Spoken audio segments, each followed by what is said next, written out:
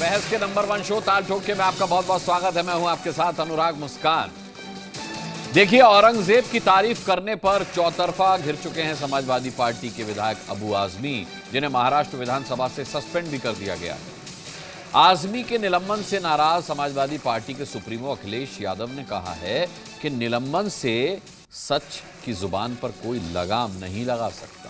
इधर यूपी के सीएम योगी आदित्यनाथ ने कहा है कि मुसलमान भी बच्चों का नाम औरंगजेब नहीं रखते, जबकि औरंगजेब को आदर्श मान रही है समाजवादी पार्टी। योगी ने कहा कि औरंगजेब को हीरो बताने वालों को यहां रहने का अधिकार नहीं है। अबू आजमी को यूपी भेजो, इलाज कर देंगे। सवाल है कि क्या औरंगजेब को आदर्श मानते हैं मुसलमान? सवाल यह कि हिंदुओं से नफरत करने वाला औरंगजेब महान कैसे हो गया? और सबसे बड़ा सवाल तो यह है कि क्या औरंगजेब का नामो निशान मिटा देना चाहिए? ठोकेंगे ताल और मेहमानों से पूछेंगे सवाल, लेकिन चर्चा शुरू करने से पहले देख लेते हैं ये छोटी सी रिपोर्ट।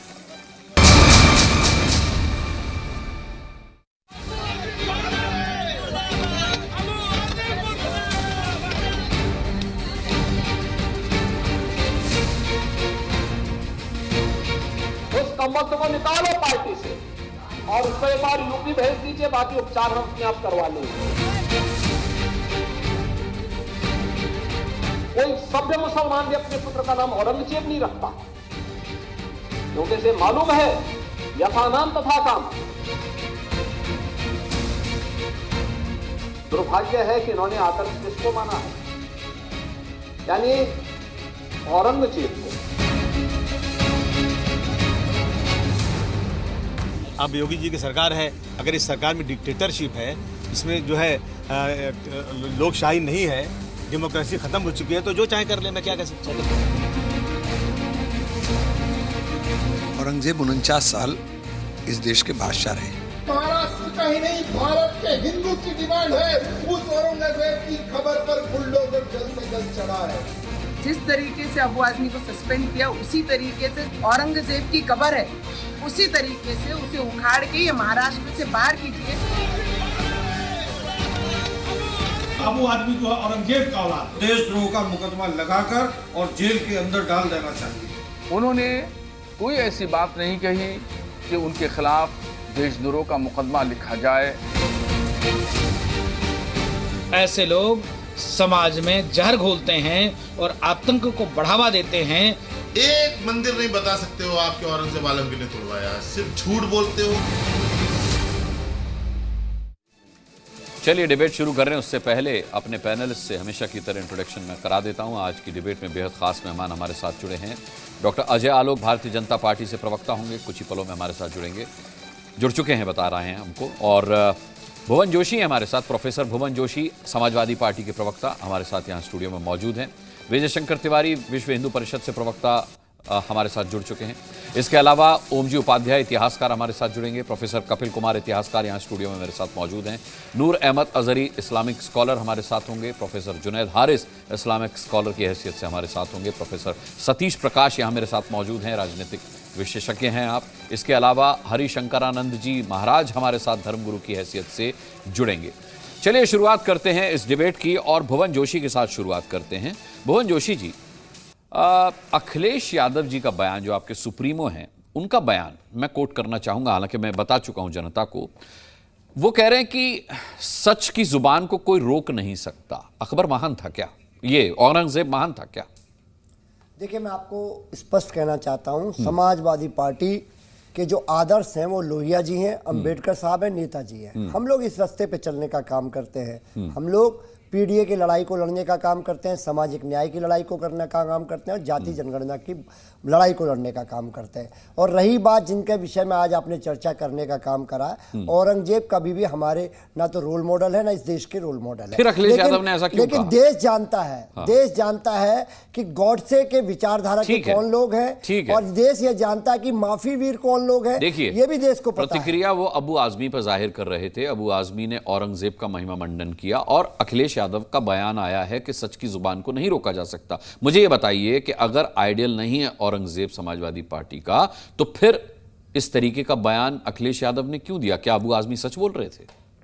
उन्होंने जो कहने का काम करा, जिस तरह आज देश और महाराष्ट्र से लेकर उत्तर प्रदेश में परिप्रेक्ष्य चल रहा है, दिल्ली में क्या परिप्रेक्ष्य चल रहा है, किस प्रकार विपक्ष के लोगों को आज बाहर फेंका जा रहा है, क्या आप कोई व्यक्ति कोई बात रख देता है उस बात पर आप उसकी निलंबन कर देंगे? हाँ। ये कहाँ का कानून है? जनता के द्वारा चुने हुए अबू आजमी जी को जनता ने चुना है, तो क्या उस जनता की आवाज को दबाने का काम करेंगे? क्या लोकतंत्र, जो हम लोग कह रहे थे लड़ाई को, माननीय अखिलेश जी कहते हैं लोकतंत्र की लड़ाई है, संविधान को बचाने की लड़ाई, यही तो लड़ाई है। ठीक है। आप डेमोक्रेसी, औरंगजेब की तारीफ करके संविधान बचाएंगे आप? नहीं, मैं उनके व्यक्तिगत बयान का हमारा कोई लेना देना नहीं है। मैं माननीय अरे व्यक्तिगत होता तो अखिलेश यादव यू क्यों कहते? माननीय अखिलेश यादव, अबू आजमी माफी मांग चुके और अखिलेश यादव कह रहे हैं कि सच की जुबान। देखिए, पहली बात तो आप ही खुद कह रहे हैं, देश के चैनल दिखा रहे हैं वो माफी मांग चुके हैं, उस बात की तीसरी हो जाती है जब कोई व्यक्ति अपने बयान के लिए माफी मांग देता है, पहला विषय।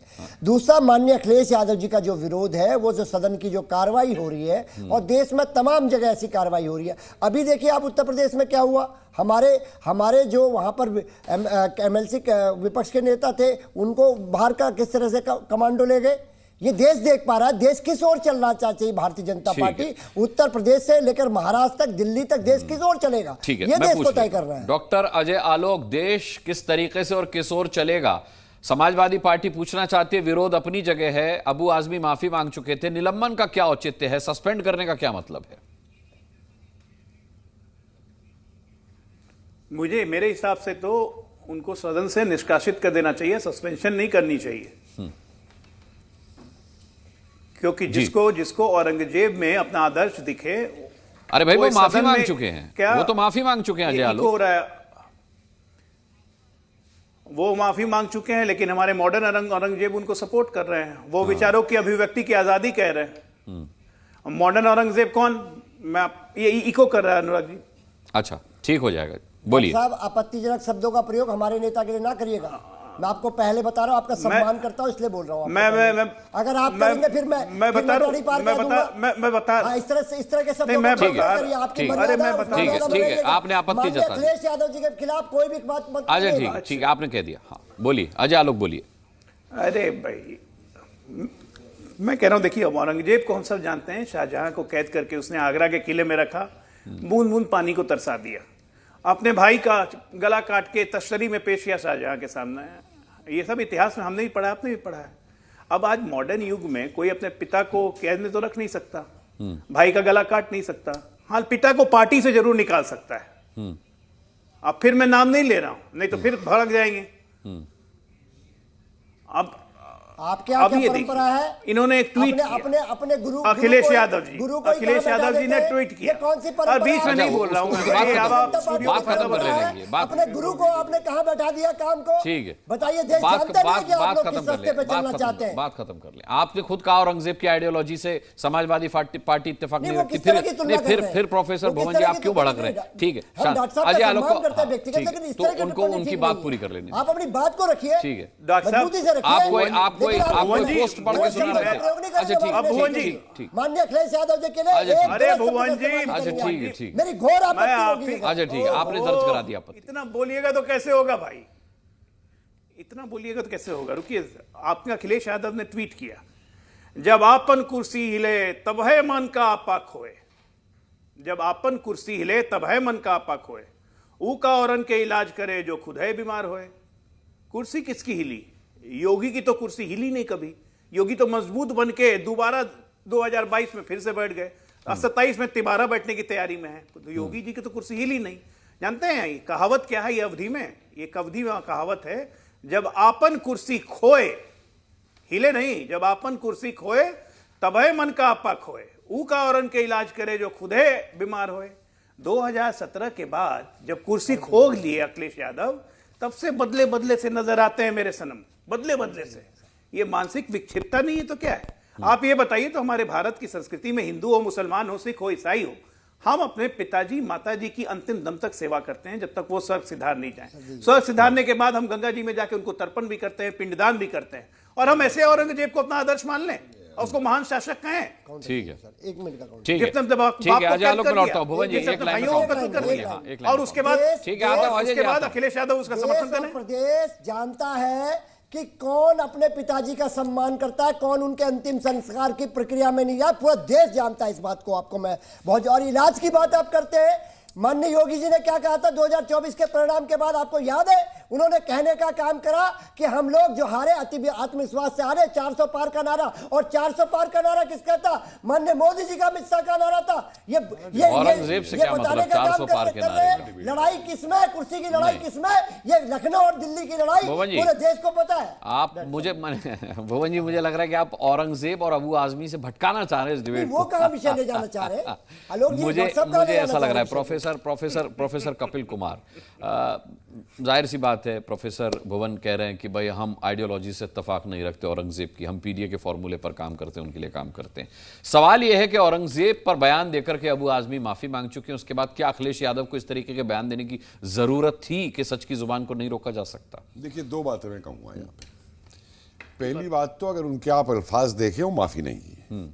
उन्होंने ये कहा कि अगर मेरे शब्दों से कोई हाथ हुआ है तो मैं अपना बयान वापस लेता हूं। हाँ, ले लिया वापस। उसे आप माफी और वो सब नहीं कहेंगे आप उस चीज को। पहला बड़ा क्लियर शब्दों पे मैं एनालाइज कर रहा हूं। दूसरी बात मैं यहां पे ये कहूंगा कि देखिए, मेरा तो मानना है कि अबू आजमी जो कह रहे हैं वो अपने हिसाब से कुछ गलत नहीं कह रहे हैं।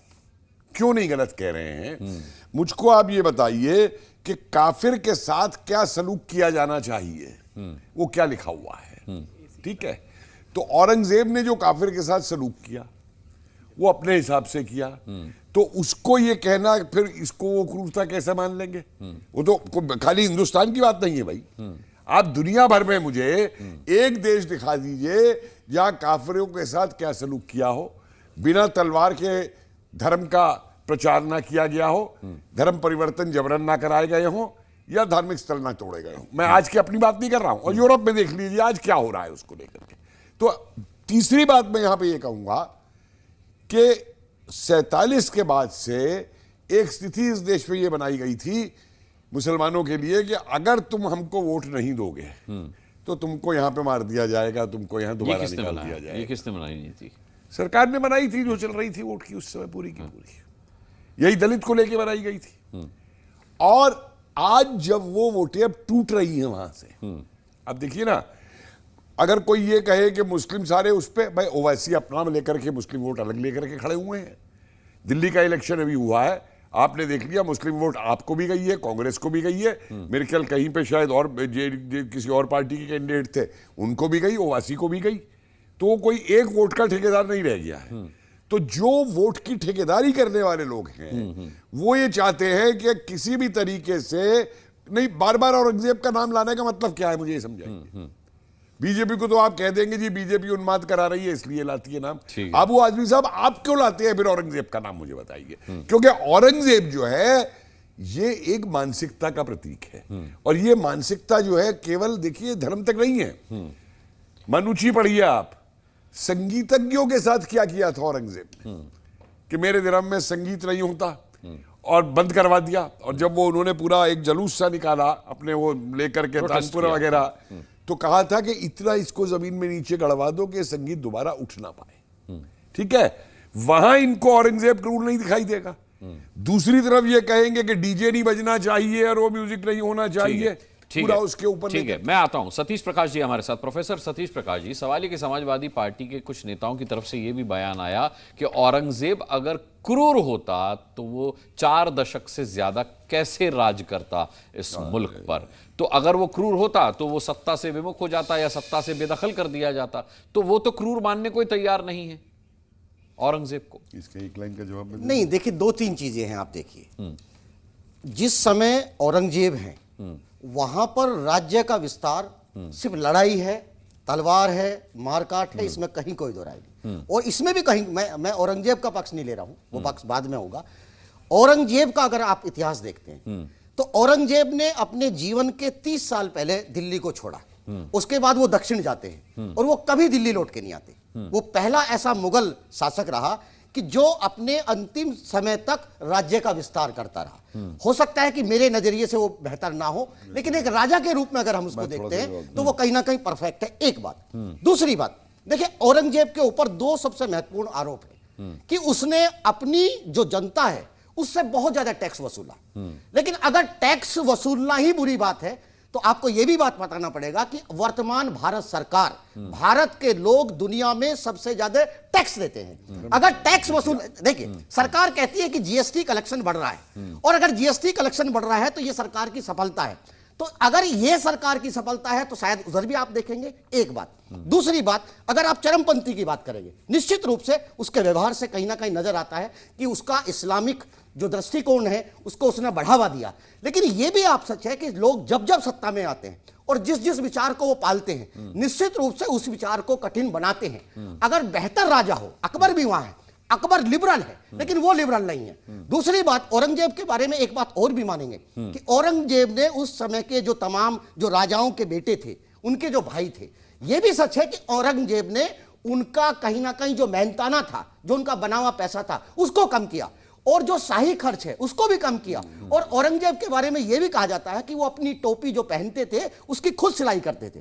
तो ये कुछ चीजें हैं, कुछ फैक्ट्स है। दूसरी बात एक बात जरूर कहूंगा कि देखिए, दो तीन चीजें हैं। आज बिहार में आप 700 साल व्यवस्था के ऊपर तो चर्चा करते हैं, बिहार के बोध गया मंदिर के ऊपर पिछले 1 महीने से आंदोलन कर रहे हैं तमाम बौद्धिस्ट लोग। आंदोलन क्या है कि वहां की जो सरकार और वहां के तमाम लोग, देखिए बोध गया कहीं ना कहीं जो वहां के बौद्ध मानने वाले हैं, है ना, समय की कम होती है सतीश जी, उनके ऊपर नियंत्रण होना चाहिए। लेकिन वहां तथाकथित कुछ लोग अपने धर्म की मूर्तियां स्थापित कर रहे हैं, तो ये भी गलत है। इस पर डिबेट कर लेंगे, बोध गया पर डिबेट कर लेंगे। मैं आता हूं कपिल जी, आपके पास आता हूं, लेकिन उससे पहले मैं विजय शंकर तिवारी जी का रुख करूंगा। विजय शंकर तिवारी जी ये कह रहे हैं कि अगर औरंगजेब पर यह आरोप था कि वो सबसे ज्यादा टैक्स वसूलता था, तो फिर आज की सरकार भी सबसे ज्यादा टैक्स वसूल रही है। एक तरीके से इनडायरेक्टली तुलना कर दी औरंगजेब से इन्होंने, तो सतीश जी ने।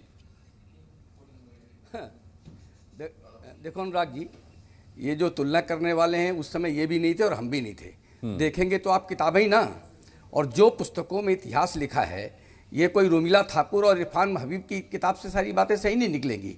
अगर इनके उसमें जाना है तो आपको उस समय कौन किसने क्या लिखा है, और जो औरंगजेब ने खुद लिखा है उसको पढ़िए ना, उसके दृष्टि से आप बात करिए ना। अब जो मथुरा का जो मंदिर है केशव देव, उसके तोड़ने का विषय हो, काशी विश्वनाथ तोड़ने का विषय हो, सोमनाथ तोड़ने का विषय हो, गुरु तेग बहादुर सिंह के गला काट करके हत्या करने का मामला हो, जोरावर सिंह फतेह सिंह को दीवार में चुलवाने का मामला हो, संस्कृत विद्यालयों को नष्ट करने का मामला हो, जजिया कर लगाने का मामला हो, ये सारी बातें औरंगजेब के समय में ही इतिहास में लिख दी गई थी। और आपको पढ़ना है तो उन किताबों को पढ़ना चाहिए जिनमें सच्चाई लिखी हुई है। आप रोमिला ठाकुर और इरफान हबीब जैसे बिकाऊ इतिहासकारों के माध्यम से बात करेंगे तो इतिहास समझ में नहीं आएगा। तो औरंगजेब क्रूर शासक था, औरंगजेब दुराचारी भी था, हत्यारा भी था, और हिंदुओं का कत्लेआम केवल हिंदुओं का नहीं, तो गैर इस्लामिक जो लोग थे उन पर अत्याचार करने वाला औरंगजेब था। तो उसकी तुलना आज के समय अनुराग जी करना ही बिल्कुल बेकार है जी। आज कर लगाना, जजिया कर लगाना, ये आज तुलना करने वाली बात होती तो मैं तुलना करने जैसी कोई बात नहीं है। ठीक है, उसकी कोई तुलना नहीं की जा सकती है। ठीक है, मुफ्ती मंजूर ज़ियाई साहब हमारे साथ इस्लामिक स्कॉलर जुड़ गए हैं। मुफ्ती मंजूर साहब, इस पूरे मामले पर जिसने बयान दिया वो माफी मांग चुका है, पर उसके माफी मांगने के बावजूद राजनीति गर्म है। आपकी क्या प्रतिक्रिया है इस पर? नहीं, राजनीति बिल्कुल गर्म होनी चाहिए, और औरंगजेब का मुल्क हिंदुस्तान नहीं है, यहाँ के हिंदू और मुसलमानों का हिंदुस्तान है। उनकी तमाम तवारीख को मिटा देना चाहिए यहाँ से, और किसी भी ऐसे उनके जितने भी कार्य किए हुए हैं, उनके भी जितने भी बनाए हुए तमाम मार्ग हैं, जितने भी जो चीजें हैं, उन सब चीजों को खत्म कर देना चाहिए, और बिल्कुल किसी किस्म का कोई इनका इतिहास रहना ही नहीं चाहिए। हम तो चाहते हैं कि हिंदू मुसलमानों में एकता हो। जिस चीज से हमारे हिंदू भाइयों को तकलीफ पहुंच रही है, ऐसे किसी भी कार्य को, ऐसे किसी काम को, ऐसे किसी वर्ड को, ऐसे किसी नाम को हमेशा के लिए मिटाना चाहिए, और सरकार मजबूती से इसको मिटाने का काम करती है तो हम इसका सपोर्ट करेंगे और पूरा समर्थन करेंगे। और वो लोग जो इस तरीके की भाषाओं का इस्तेमाल करते हैं और उनके गुणगान गाते हैं, ऐसे लोगों पर कार्रवाई की मांग मैं करता हूँ। ऐसे लोगों पर कार्रवाई होनी चाहिए। वो कौन लोग हैं भाई? किसने सबक दे दिया भाई औरंगजेब की गुणगान गाने का हिंदुस्तान के अंदर में? हिंदुस्तान में अगर गुणगान गाना है तो आपको हिंदुस्तान के उन तमाम वीरों का गुणगान गाना पड़ेगा जिन्होंने अपना सब कुछ कुर्बान करके हिंदुस्तान को आजादी दिलाने का काम किया और हिंदुस्तान को आगे बढ़ाने का काम किया। हिंदुस्तान की संस्कृति के साथ जुड़ करके रहने वाले लोगों का मान सम्मान होना चाहिए, और जो उनके खिलाफ जाए उसके ऊपर में पूरी कार्रवाई होनी चाहिए। मैं योगी जी की हिमायत करता हूँ और उनकी बातों का समर्थन करता हूँ। और बात जहां तक है कि अपने आपको ग्रेटेड करने वाले और ग्रेट करने वाले, उन्होंने ना मुसलमानों का कुछ भला किया है, ना वो खुद ना हाजी थे ना नमाजी थे, उनके बारे में क्या बात करेंगे हम? ठीक, इस्लाम के उसूल ज़वाबित पर जो नहीं चलता, हम उसके बारे में क्या बात करेंगे? हम किसी बादशाह बहुत वादशाह अच्छी को बात नहीं आपने मानते, कही हम है। मुल्क के इससे कानून को प्रोफेसर मानने वाले जुनैद लोग हैं, हारिस उस पर हम इत्तेफाक रखते हैं या नहीं, मैं एक बार पूछ लेता हूं। कह रहे हैं कि औरंगजेब की तारीफ करने की कोई जरूरत नहीं है, वो उससे इत्तेफाक नहीं रखते। वो कहते हैं क्रूर आक्रांताओं की तारीफ करके आप अपनी राजनीति चमकाना क्यों चाहते हैं? क्या इस देश में कमी है मुद्दों की अपनी राजनीति चमकाने के लिए? बिल्कुल, मैं इससे इत्तेफाक करता हूं, 110% इत्तेफाक करता हूं। और मैं एक बात और भी क्लियर करना चाहता हूं कि औरंगजेब नायक नहीं है इस मुल्क का। अब जाहिर सी बात है कि किसी बादशाह होने की हैसियत से अच्छाइयाँ भी होती हैं, बुराइयाँ भी होती हैं। जो चीज़ उसकी अच्छी होगी अच्छी कही जाएगी, जो उसकी बुरी होगी बुरी होगी। ये सत्ता के हवाले से, वो इस्लाम के हवाले से मैं नहीं कह रहा हूँ कि वो कोई इस्लामिक ऐसा व्यक्तित्व था कि जिसको कि हम आइडियल बना कर रखें। हमारे यहाँ अगर व्यक्तित्व है अगर कोई, तो हम प्रॉफिट मोहम्मद सल्लल्लाहु अलैहि वसल्लम को अपना आइडियल मानते हैं। और इसके अलावा अगर इस मुल्क की बात की जाए तो मौलाना आज़ाद हमारे हीरो हो सकते हैं, APJ अब्दुल कलाम हमारे हीरो हो सकते हैं, वीर अब्दुल हमीद हमारे हीरो हैं, ब्रिगेडियर उस्मान हमारे हीरो हैं। इन्हें भुला करके आप इधर उधर की बातें क्यों कर रहे हैं? और ये बहस का मौजू है क्या कि औरंगजेब ने क्या किया क्या नहीं किया? औरंगजेब ने जो किया गलत किया तो गलत है, सही किया तो सही है। मैं कैसे सपोर्ट कर सकता हूं अगर किसी के बच्चे को कत्ल, अगर किसी आदमी से आपकी दुश्मनी हो, उसके बच्चे को आप दीवार में चुनवा दे, ये कहीं का इंसाफ हो सकता है? या क्या ये इस्लाम हो सकता है? बिल्कुल मैं इसका समर्थन नहीं करता। लेकिन मैं एक बात जरूर कहूंगा, और वो ये बात मैं कहूंगा कि सबसे ज्यादा जो मुगल राजा हैं उनके जमाने में मैं देखता हूं कि हिंदू जो कमांडर्स हैं इसी के जमाने में हैं। चूंकि हिस्टोरियन यहां पर मौजूद है इसलिए मुझे कहने में ज्यादा परेशानी नहीं होगी। इतिहास हिंदू राजाओं के समय पे भी आपको जी जी जी राजा जयसिंह जी, हाँ, बीजापुर गोलकोंडा उन्होंने फतह किया। राजा रघुनाथ दास मालियात के थे। अभी बड़ी लंबी राजा जसवंत सिंह, बड़ी लंबी फहरिस्त। जुनैद हारिस साहब ने बड़ी लंबी फहरिस्त गिनाई, तो फिर औरंगजेब का नाम लेकर अबू आजमी साहब ने ब्लंडर कर दिया, क्या आप मानते हैं? मुझे हैरत है इस बात पर। भारतीय जनता पार्टी मुगल सम्राट का तस्करा करती है, खिलजियों की बातचीत करती है, औरंगजेब की जिस लेवल पर भी मुखालफत करती है, उन लोगों का तस्करा करती है, तो इससे एक बात महसूस होती है कि भाजपा को उससे फायदा होता है। लेकिन सुन ले सुन तो ले साहब, किसी आवाज पार्टी का सुनने नाम तो दे। यहाँ पे कोई नाम नहीं ले रहा तो भाजपा के नहीं है, ये आप रॉन्ग कह रहे हैं और ये गलत कह रहे हैं। नहीं, आप भाजपा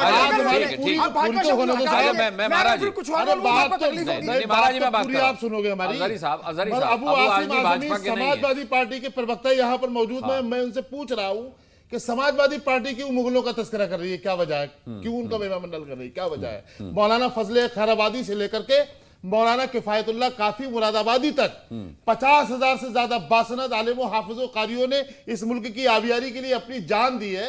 उनका तस्करा क्यों नहीं करते आप? उनके नाम से यूनिवर्सिटियों की मांग क्यों नहीं करते आप? उनकी बात क्यों नहीं करते आप? क्या वजह है? औरंगजेब के नाम से आप जानते भाजपा राजनीति करती है, भाजपा सियासत करती है। आपने बोला, भाजपा ने पकड़ लिया, तो जाहिर है कि फिर उस पर उसको फायदा होगा। ठीक है, ओम जी उपाध्याय हमारे साथ है। ओम जी उपाध्याय जी, आप एक जाने माने इतिहासकार हैं। औरंगजेब के बारे में अभी तक जो कुछ कहा गया वो सही है या गलत? देखिए, भारत के इतिहास में अनुराग जी, औरंगजेब से ज्यादा क्रूर, दुर्दांत, आतताई और बर्बर कोई शासक नहीं हुआ, इसमें कहीं कोई संशय नहीं है। और ये उसके ही समय के इतिहासकारों ने, मैं तीन केवल अलग अलग, वो भी उसी के समय साकिब मुस्तैद खान ने ये पुस्तक लिखी थी जिसका अनुवाद मेरे हाथ में है, जदुनाथ सरकार का अनुवाद। फिर फ्रैंको गॉटियर ने, जो क्रिश्चियन है, फ्रेंच जर्नलिस्ट हैं, यहाँ भारत में रहते हैं, एक बड़ी अच्छी किताब अभी प्रकाशित की, औरंगजेब आइकोनोक्लॉज। वो इन सारे फरमान्स लेके, तो आप उठा के देखिए ना कि 1665 के बाद 1707 तक बिना रुके उसने सारे गुजरात से शुरू की वो यात्रा, मंदिरों के डिस्ट्रक्शंस की, आइडल्स को तोड़ने की, हमारे मूर्तियों को तोड़ने की, सीधे उसने भारत के मर्म पर प्रहार किया। और जो बहुसंख्यक जनता की भावना थी उसको जिस तरह से कुचला, जिस तरह से रौंदा, कन्वर्जेंस कराने के लिए जिस तरह की जिस तरह की बर्बर उसने गतिविधियां की, वो दुनिया के इतिहास में वो बिरला मिलेगा आपको, बिरला ठीक मिलेगा है दुनिया के। ठीक है ओम जी, मैं लौटूंगा, समय रहा तो। अब भुवन जोशी, प्रोफेसर भुवन जोशी, जवाब दीजिए अजहरी साहब के सवाल का। और यही सवाल मैं आपसे भी पूछता हूं कि भले माफी मांग ली अबू आजमी साहब ने, लेकिन आप मानते हैं कि बहुत बड़ा ब्लंडर हो गया उनसे, समाजवादी पार्टी को बहुत बड़ा पॉलिटिकल नुकसान पहुंचा सकता है उनका यह बयान? देखिए, समाजवादी पार्टी का अधिकृत बयान जो माननीय अखिलेश यादव जी की जो लाइन होती है वही होती है। और उन्होंने कहा कि सच की जुबान को नहीं रोका जा सकता। वो तो पूरे प्रदेश, वो बात माननीय जी ने कही है, माननीय जी, दिल्ली का उदाहरण आपके सामने है, महाराष्ट्र का उदाहरण है, उत्तर प्रदेश पर ये उदाहरण आपका डेंट बचा पाएंगे, डैमेज बचा पाएंगे, डैमेज कंट्रोल कर पाएंगे ये उदाहरण? उत्तर प्रदेश में हमारे विपक्ष के नेता को मार्शल के द्वारा फेंका जा रहा है। हाँ। दिल्ली में विधानसभा में मार्शल के द्वारा देश लोकतंत्र के अरे योगी जी ने ये कहा है, सुनिए सुनिए, किस और सरकार जाना चाहती है? आप दिल्ली करेंगे, उनको सर पे बिठाएंगे क्या? दिल्ली के अंदर तुम देखो क्या करके गए हैं दिल्ली में आपने, और आप क्या कर रहे हैं यूपी के अंदर? आपने क्या करा? नहीं, आपने भी कुंभ के लिए क्या क्या स्टेटमेंट दिए, अभी जाके खुद ना कर रहे हैं वहां पे विधायकों को कब तक चलेगी पप्पूगिरी? आप ये बता दो ना हमारे को, लोकतंत्र कब तक चलेगी पप्पूगिरी आपकी? संविधान से चलेगा ये देश, नहीं संविधान से चलेगा क्या? आप चलने दे रहे हैं संविधान से? कौन से वाक्य की बात करते हैं? संविधान की बात करते हैं आप? ठीक है, हरिशंकरानंद जी माफी मांग चुके हैं अबू आजमी, अब क्या इस पर राजनीति की गुंजाइश बचती है? सस्पेंड हो चुके हैं वो, सस्पेंड हो चुके हैं वो विधानसभा से, अब इसके बाद क्या बचता है? देखिए, इसके ऊपर मैं आपको एक बात बता दूं, वो ये कि पहले शफुका छोड़ दो और फिर उसके बाद माफी हम मांग लो। हाँ। ये तरीका रहा है। और क्या चाह रहे हैं? अच्छा, आप क्या चाह रहे हैं? और नहीं, हम तो सिर्फ एक ही बात चाह रहे हैं कि इनके जो सर्वे सर्वा हैं, जो पार्टी के बड़े हैं, जिनके अभी ये बात कर रहे हैं, भैया वो आके सीधे 2 स्टेटमेंट दे दें उस व्यक्ति के खिलाफ, सब कुछ अच्छा हो जाएगा। नहीं, ये तरीका क्या है कि वो कुछ करे, दूसरा कुछ करे, तीसरा कुछ और करे? भारतीय जनता नहीं, ये क्या तरीका? मैं किसी पॉलिटिकल डिबेट की बात नहीं कर रहा हूं। एक तो मैं बता दूं, कैसे कैसे कह सकते हैं आप किसी के लिए भी माफी नहीं मांगी है? अच्छा, एक मिनट, आप खड़े होकर जो बात कह रहे हैं, क्या इस बात को आपके सर्व सर्वा अपनाएंगे? माफी, अच्छा एक बात, अच्छा अच्छा रुकिए, माफी नहीं मांगी है, बयान वापस लिया। पहली बात तो मैं बता दूं, अबू आजमी ने माफी नहीं मांगी है, बयान वापस लिया। उन्होंने कहा मैं अपना बयान वापस लेता हूं। कपिल कुमार जी, आप एक लाइन में कुछ कहना? हमारे गुरुओं का सर कतल करवा दीजिए, फिर उसके बाद कह दीजिए हाँ जी ठीक है। अरे माफी नहीं मांगी ना, माफी नहीं मांगी ना उन्होंने, निष्कासित होने के बाद ठीक है, और आप भी जा रहा है आपका अजय आलोक जी के पास, ठीक है अजय आलोक जी, कौन गद्दार है? ठीक है अच्छा शांत हो जाइए। अजय आलोक जी के पास में जाऊं, उससे पहले कपिल कुमार, अच्छा देशविरोधी बयान करके किसी का बयान सुनाई नहीं देता होने ऐसे। कपिल कुमार, मेरा एक सवाल है जो बहुत ही उम्दा बात आप लोगों ने कही कि ये जो पॉलिटिकल नेता हैं, चाहे वो अबू आजमी हो चाहे कोई हो, इनको अजीमुल्लाह जी का नाम याद नहीं आता, अशफाकुल्लाह जी का नाम याद नहीं आता, हामिद का नाम याद नहीं आता, ब्रिगेडियर उस्मानी का नाम याद नहीं आता। ये लोग क्यों बार बार औरंगजेब का नाम लाते हैं? ठीक है, और दोष देंगे फिर उसको। और दूसरी साहब, एक मिनट प्रोफेसर, आपने जीएसटी और टैक्सेस की तुलना जजिया से कर दी।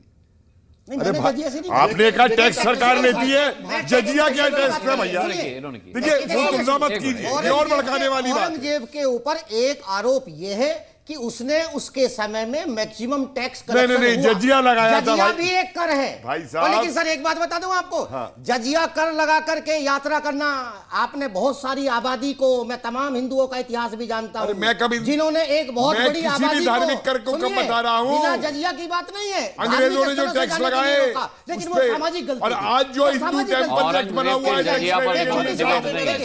औरंगजेब के जजिया पर दिक्कत ये है कि जो नेशनलिस्ट नैरेटिव है मुस्लिम्स का, उस नेशनलिस्ट नैरेटिव को मुस्लिम्स के क्यों नहीं लाया जाता देश में? और अगर मैं बताऊं आपको, शिक्षा की किताबों से गायब किया गया तो अजीमुल्लाह अशफाकुल्लाह को पिछले इतने साल तक किसने गायब किया? ठीक है। मैं सुनिए, एक सवाल में आज आखिरी बात कह रहा हूं, सुनिए, मैं आखिरी बात कह रहा हूं, किसी की आवाज नहीं, मैं एक सोल्यूशन देने जा रहा हूं साहब, मैं एक सोल्यूशन देने जा रहा हूं, सुनिए आराम से सुनिए, सही बात नहीं सुनी जाती आप। एक मिनट सोल्यूशन। मैं अजीमुल्लाह से लेकर के और ब्रिगेडियर उस्मानी और मकबूल शेरवानी तक की इतिहास की किताबें लिख के दूंगा। मुझे ये बताइए, आप स्कूलों में बंटवाएंगे? आप बताइए, आप बंटवाएंगे स्कूलों में उनको? आप ये बताइए। ठीक है डॉक्टर अजय आलोक का रुख करते हैं। ठीक है, एक लाइन के लिए बोला। ठीक है डॉक्टर अजय आलोक, डॉक्टर अजय आलोक, तमाम क्रिमिनलों को ठीक है ठीक है ठीक है, योगी जी के बयान पर बात कर लेते हैं, योगी जी के। अच्छा ठीक है ठीक है ठीक है ठीक है। अच्छा प्रोफेसर अजय आलोक, अबू आजमी बयान देकर के समाजवादी पार्टी को मुश्किल में डाल चुके हैं, अगर आप ऐसा मानते हैं, सस्पेंड वो कर दिए गए, बयान वो वापस ले चुके हैं, उसके बाद योगी जी ने ये बयान दिया है कि उन्हें यूपी भेज दो, ठीक कर देंगे, ये धमकी है, सुझाव है, क्या है?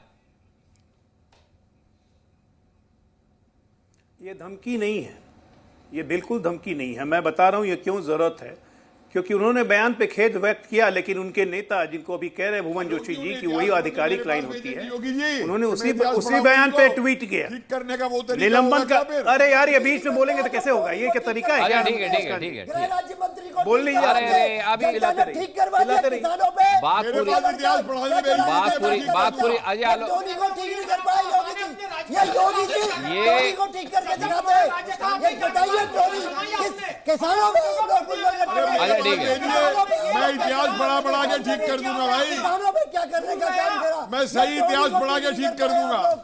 आलोक जी टोनी को अच्छा ये प्रोफेसर भुवन जोशी, ये तो तब है, इतना आप तब भड़क रहे हैं जब औरंगजेब की आइडियोलॉजी से आपने कहा इत्तेफाक नहीं रखते। मैं एक छोटी सी बात, अब्दुल हमीद के कौन पर हटा, ठीक है, यहाँ पर अब्दुल हमीद साहब के अलावा भी बहुत सारे नाम गिनाए गए। अजय आलोक को बात पूरी करने देते हैं। अजय जी। अनुराग जी मैं ये कह रहा हूं, ये रंगा सियार लोग हैं, वो बयान पे खेद व्यक्त करते हैं और अखिलेश यादव ट्वीट करते हैं कि निलंबन का आधार यदि विचारधारा से प्रभावित होने लगेगा तो अभिव्यक्ति की स्वतंत्रता और परतंत्रता में क्या अंतर रह जाएगा। हमारे विधायक हो या सांसद, उनकी बेखौफ दानिशमंदी बेमिसाल है। मतलब औरंगजेब के बारे में जो बेखौफ बातें कही हैं वो बेमिसाल है। कुछ लोग अगर सोचते हैं कि निलंबन से सच की जुबान पर कोई ताला लगा सकता है तो उनकी नकारात्मक आपके नेताजी का ट्वीट पढ़ के सुना रहे। अरे भैया अखिलेश यादव जी का पोस्ट पढ़ के सुना रहे। कार्रवाई करिए, आपने बताइए गृह मंत्री का बेटा, एक छोटी सा देश के लोग सुने। एक सवाल मेरा मॉडर्न दोनों से एक सवाल किसानों की आत्महत्या कर दी होगी। ठीक है औरंगजेब पर आइए।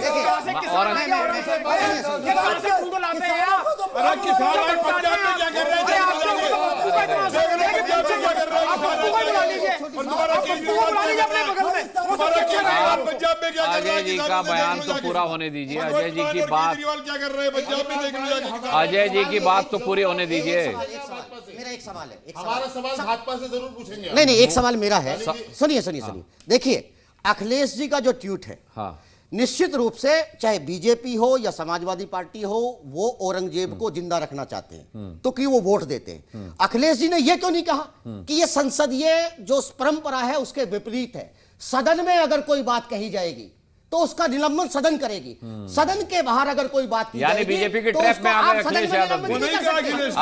अखिलेश यादव ने जो कहना चाहिए था वो नहीं कहा। गैर संवैधानिक है, मामला ये नहीं है, कहीं ना कहीं ये दोनों लोग वक्त भी खत्म हो गया हो। देखिए अनुराग भाई, मैं भाजपा के प्रवक्ता महोदय यहाँ पर मौजूद है और यहाँ पर हमारे जाने माने देश के बड़े इतिहासकार कपिल जी भी यहाँ पर तशरीफ फरमा है।